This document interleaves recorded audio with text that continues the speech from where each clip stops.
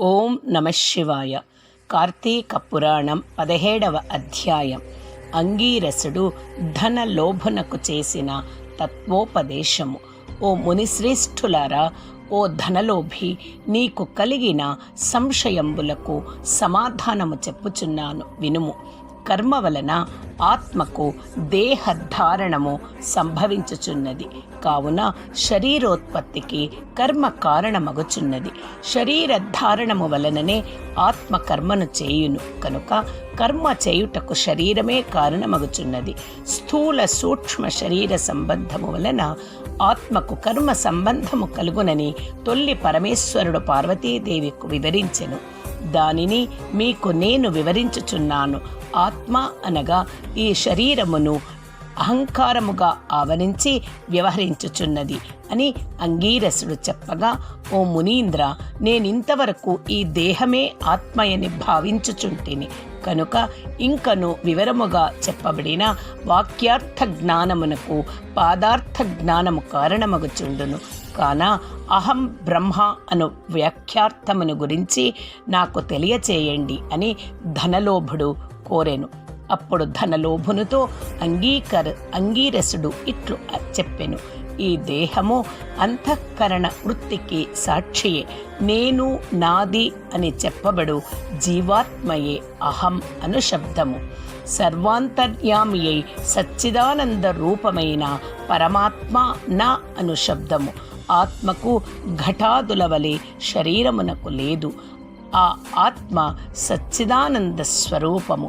బుద్ధి, సాక్షి, జ్ఞానరూపి శరీరేంద్రియములు మొదలగు వాని వ్యాపారమందు ప్రవర్తింపజేసి వాని కంటే వేరుగా ఉన్నదై ఎల్లప్పుడూ ఒకే రీతిని ప్రకాశించుచూ ఉండునదే ఆత్మ అనబడును.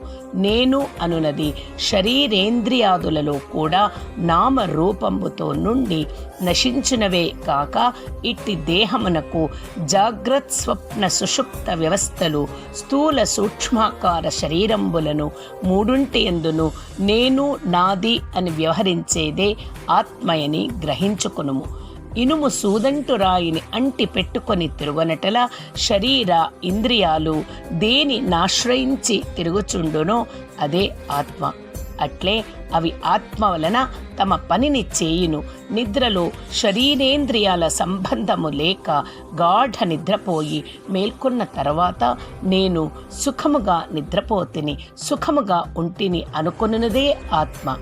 దీపము గాజు బుడ్డీలో నుండి ఆ గాజును ప్రకాశింపచేయునటులే ఆత్మ కూడా దేహేంద్రియాలను ప్రకాశింపచేయుచున్నది. ఆత్మ పరమాత్మ స్వరూపమగుట వలన దానికి దారా పుత్రాదులు ఇష్టమగుచున్నారు. అట్టి విశేష ప్రేమాస్పదమగు వస్తువేదో అదియే పరమాత్మ అని గ్రహింపుము.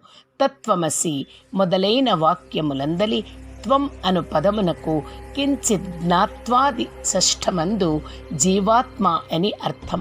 తత్ అను పదమునకు సర్వజ్ఞ ద్విగుణాత్మ విశిష్టమైన సచ్చిదానంద స్వరూపమని అర్థము. తత్వమసి అనేది జీవాత్మ పరమాత్మల ఏకత్వమును బోధించును. ఈ రీతిగా సర్వజ్ఞత్వాది ధర్మములను వదిలివేయగా సచ్చిదానంద రూపమొక్కటియే నిలుచును. అది ఏ ఆత్మదేహ లక్షణములుండుట. జన్మించుట, పెరుగుట, క్షీణించుట, చచ్చుట మొదలగు 6 భాగములు శరీరానికే కాని ఆత్మకు లేవు. జ్ఞానానంద స్వరూపమే పూర్ణత్వము గలది. వేదములలో దేనికి సర్వజ్ఞత్వము, ఉపదేశము, సంపూర్ణత్వము నిరూపించబడి ఉన్నదో అదియే ఆత్మ.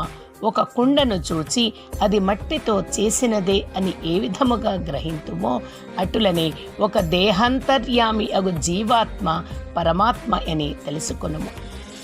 జీవులచే కర్మ ఫలమును అనుభవింపచేసేవాడే పరమేశ్వరుడనియు జీవుల కర్మఫలమును భవింతురనియు తెలుసుకొనుము.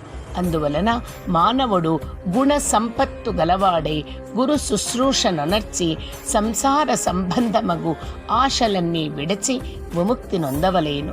మంచి పనులు తలచిన చిత్తశుద్ధియు దాని వలన భక్తి జ్ఞాన వైరాగ్యములు కలిగి ముక్తి పొందును.